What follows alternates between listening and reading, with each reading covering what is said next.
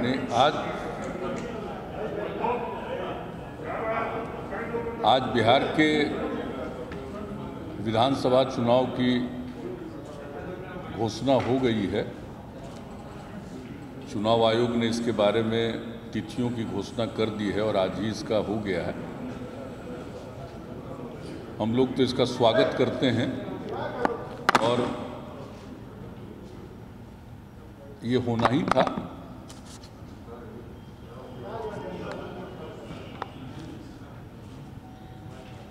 पिछले वर्ष भी जो चुनाव जिस दिन ऐलान किया गया था उससे लगभग 15 दिन का फर्क, और जबकि ये कोरोना वायरस के चलते ये भी चर्चा चल रही थी, कुछ लोगों की मांग भी हो रही थी, लेकिन हम लोगों को लगा था कि आखिरकार 5 साल की अवधि है, ये पूरा हो जाएगा तो चुनाव तो समय पर होना चाहिए।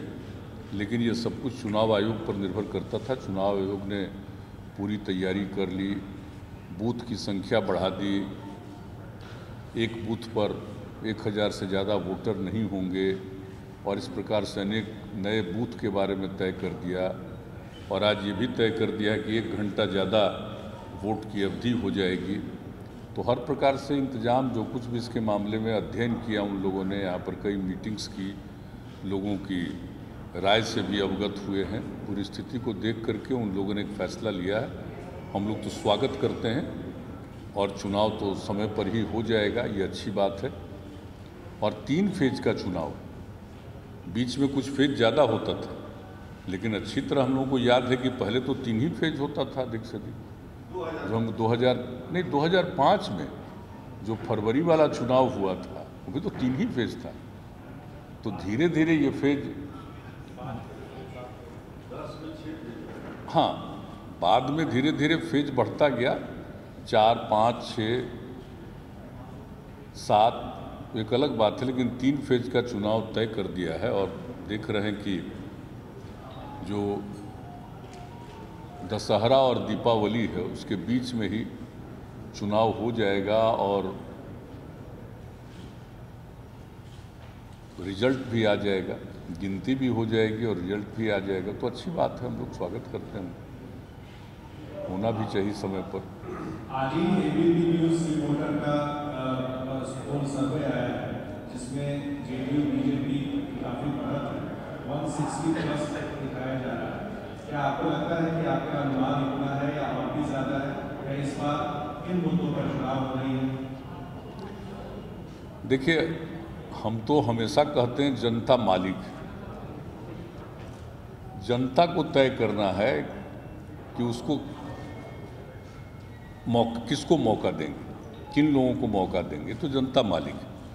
लेकिन अब तक जो हम लोगों ने देखा है, जनता की जो इच्छा है, जो रिस्पॉन्स है, जो 2005 से हम लोगों को मौका दिया है और हम लोगों ने जो काम किया है, तो उसके बाद तो आप देख रहे हैं कि हर बार चाहे किसी भी प्रकार का ओपिनियन या बहुत लोगों की राय आती रही है, लेकिन अंततोगत्वा तो जनता को भरोसा है और अब तक काम किया है। जनता फिर भरोसा देगी तो काम करते रहेंगे और आगे भी जो काम करने के बारे में हम सोच रहे हैं, अगर आप लोग चाहिएगा तो भी हम बताएंगे, लेकिन वो संक्षेप में बताएंगे, फिर उसका तो डिटेल जानकारी देंगे। एक तो आप लोग जान रहे हैं कि हम लोगों ने जो कुछ भी पहले कहा,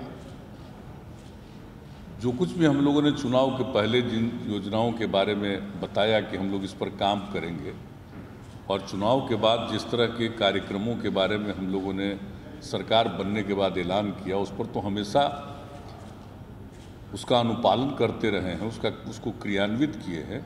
और उसका नतीजा देख लीजिए, चाहे वो शिक्षा का क्षेत्र हो, स्वास्थ्य का क्षेत्र हो, आधारभूत संरचना का क्षेत्र हो, राज्य की पूरी आमदनी का क्षेत्र हो, लोगों की आमदनी का मामला हो, हर चीज़ में वृद्धि हुई है। और जो इस कार्यकाल में जिसका समय अब समाप्त हो रहा है और नया चुनाव होने वाला है, तो इस बीच में जो कुछ भी हम लोगों ने कहा था, हमने 7 निश्चय के माध्यम से जो निर्णय लिया और एक एक चीज़ का हम लोगों ने ऐलान कर दिया है कि 7 निश्चय का जो हम लोगों ने किया, किस तरह से इसको हम लोगों ने क्रियान्वित किया,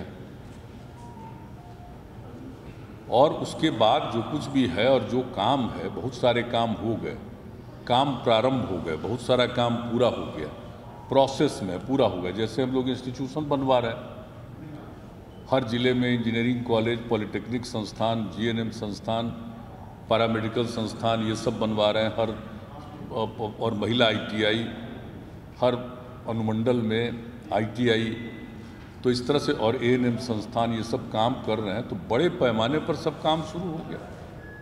और बिल्डिंग का भी कंस्ट्रक्शन बहुत जगह हो चुका है, अनेक जगहों पर हो रहा है। कई बार आदमी कुछ भी चाहता है, कुछ जगहों पर तो मान लीजिए जगह मिलने में विलम्ब होता है, लेकिन अब तो वो समस्या नहीं, सब जगह हो रहा है। नए मेडिकल कॉलेजेस का निर्माण, तो इन सब चीज़ों पर जो काम हुआ है, सारे संस्थानों का निर्माण, और फिर युवाओं को जो हम लोग प्रशिक्षण दे रहे थे आगे पढ़ने के लिए, ग्रेजुएशन से वो आगे पढ़ें, उच्च शिक्षा को प्राप्त करें, इसके लिए हम लोगों ने जो कुछ भी काम शुरू किया, ये सब आप देख रहे हैं कि कितना अधिक संख्या में लोग इसका लाभ ले रहे हैं।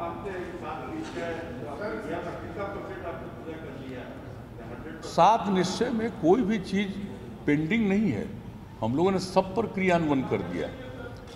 और आप समझ लीजिए कि अब जैसे 4 चीज़ों को ले लीजिए, अभी तो हम बता रहे थे यूथ वाला 2 इंस्टीट्यूशंस का हो गया, और उसके बाद जो कुछ भी हम लोगों ने किया कुशल युवा कार्यक्रम का, या स्वयं सहायता भत्ता योजना का, स्टूडेंट क्रेडिट कार्ड करके जो हम लोगों ने उच्च शिक्षा के लिए 4 लाख रुपए तक की मदद, ये सब किया, अच्छी खासी संख्या में लिया। और जो कुशल युवा कार्यक्रम किया, 10 लाख से ज़्यादा युवाओं ने प्रशिक्षण लिया। और जो हमारी उस बार यही राय थी, आप लोगों को ध्यान में होगा, हमने शुरू से कहा कि कोई भी आदमी को काम चाहिए तो उसको काम के लिए तो ट्रेनिंग होना चाहिए। तो उसके लिए जो कुछ भी हम लोग उसको ट्रेनिंग का इंतज़ाम किए, बेहतर संवाद करो, हर तरह से बात हो, तो एक एक चीज़ पर जो भी काम किया, कंप्यूटर पर काम करना सिखाए, तो एक एक चीज़ उसका लाभ 10 लाख लोगों ने लिया। स्वयं सहायता भत्ता योजना का भी लाभ लोगों ने लिया।